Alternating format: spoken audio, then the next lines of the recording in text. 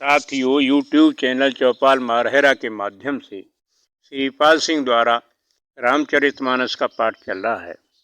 अभी तक आपने सुना कि विभीषण रावण को बार बार समझाते हैं और अपना जो निजी होता है वो सत्य बोलता है, लेकिन उसका सत्य कड़वा लगता है। तो विभीषण ने बार बार रावण को समझाया है, लेकिन उसकी बुद्धि भ्रमित है और उसकी समझ में नहीं आता है और उल्टा ही सोचता है।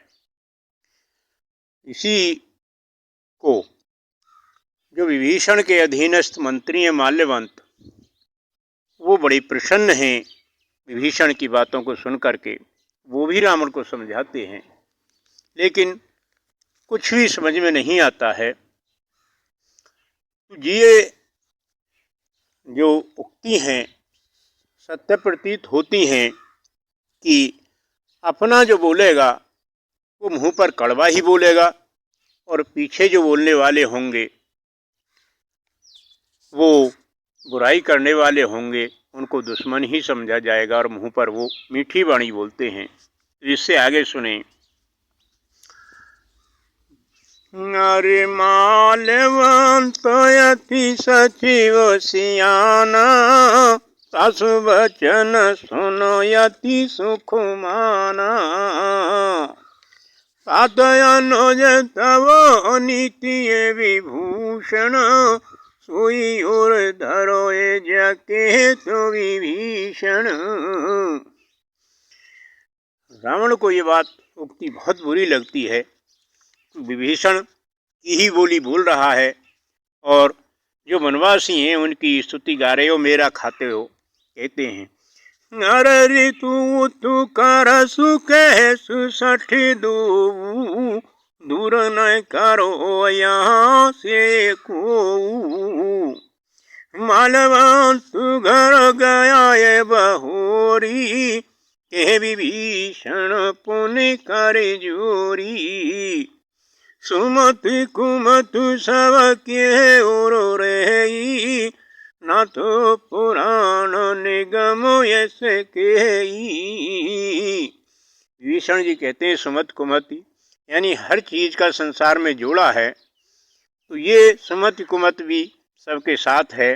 कोई कैसे सोचता है ये उसकी बुद्धि पर निर्भर करता है। जहाँ सुमति तहाँ संपत्ति नाना, जहाँ कुमति तहाँ विपत्ति निधाना। इसी क्रम में ध्यान आता है कि महाभारत और रामायण में कहीं कहीं पर समानताएं भी हैं, लेकिन विरोधाभास भी हैं। महाभारत के नीति ग्रंथ एक राजनीति से संबंधित हैं, जबकि रामचरित या रामायण की जितनी चौपाइयाँ हैं, जो कुछ वक्तव्य हैं, वो मर्यादाओं को लिए हुए हैं। हर चौपाई में हमको कुछ शिक्षा मिलती है। तो ये उसी का प्रसंग है कि जहाँ सुमति है, अच्छी सोच है, वहाँ पर हमारी रिद्धि सिद्धियाँ निवास करती हैं।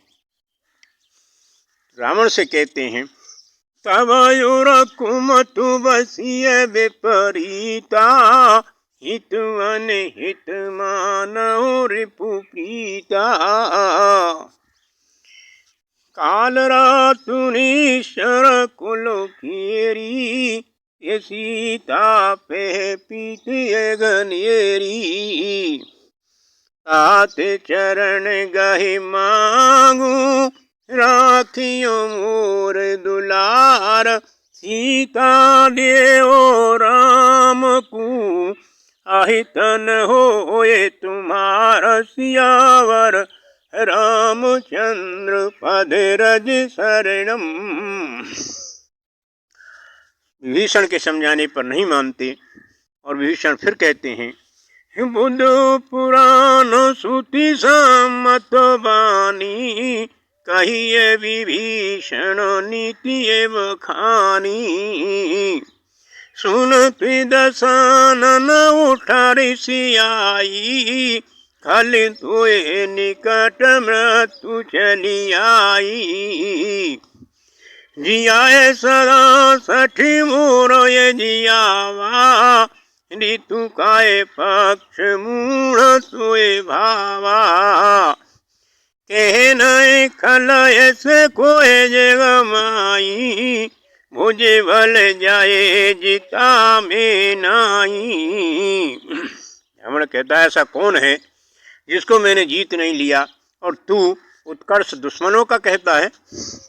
हर मम पुरु बसे तपुसिनु पे प्रीति, सठ मिल जाए तिने कहो नीति। ऐसे गए की नय चरण प्रहारा, अनुज गए पद बारही बारा।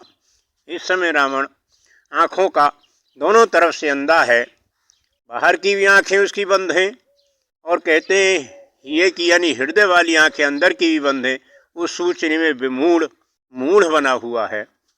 मैं संतु की यही ये बड़ाई, मंद करती जो करे भलाई।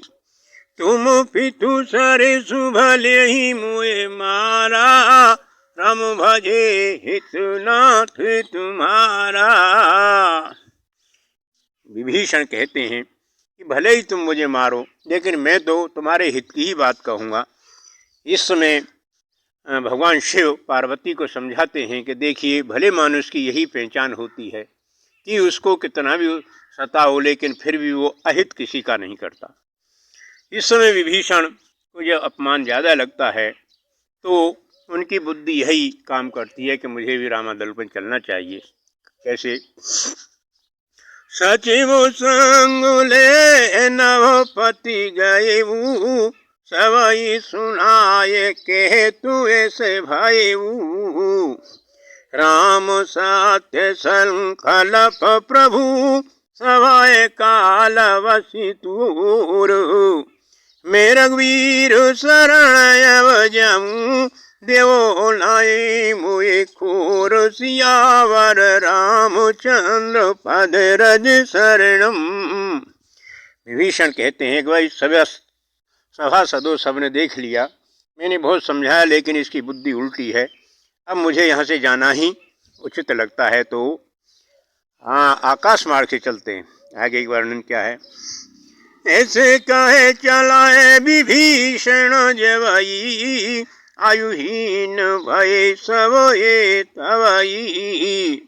साधु अवज्ञा तुरत भवानी, कर कल्याण अखिल किए हानि।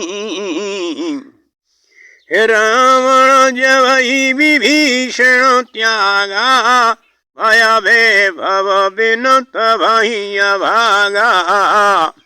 महाभारत में एक प्रसंग आता है जिस समय श्री कृष्ण भगवान कौरवों को समझाने के लिए जाते हैं तो वहाँ दुर्योधन अंधा होता रहता है और उन्हें पकड़ने के लिए आज्ञा देता है। उसी समय विदुर जी खड़े होते हैं और उन्होंने उसको धिक्कारा है। तो विभीषण का जो प्रसंग है वो विदुर से काफ़ी मेल खाता है। विभीषण जिस समय रामादल को चलते हैं उसी प्रसंग में विदुर जी भी दुर्योधन को त्याग करके और उस सभा को त्याग देते हैं। आगे अपना अपमान बर्दाश्त नहीं कर पाते हैं और वहाँ से चले जाते हैं कि हे मूर्ख, हे आँखों के अंधे और बुद्धि के अंधे, तू नहीं पहचान रहा है ये कौन है। उसी समय वहाँ से चले जाते हैं। तो सारा वैभव जिस प्रकार से विभीषण के जाने से रावण का समाप्त हो जाता है उसी प्रकार से दुर्योधन का भी चला जाता है। ऐसे कहे चलाए विभीषण जवई, आयुहीन भय सब निशिचर तवई। साधु अवज्ञा तुरत भवानी, कर कल्याण अखिल किए हानि।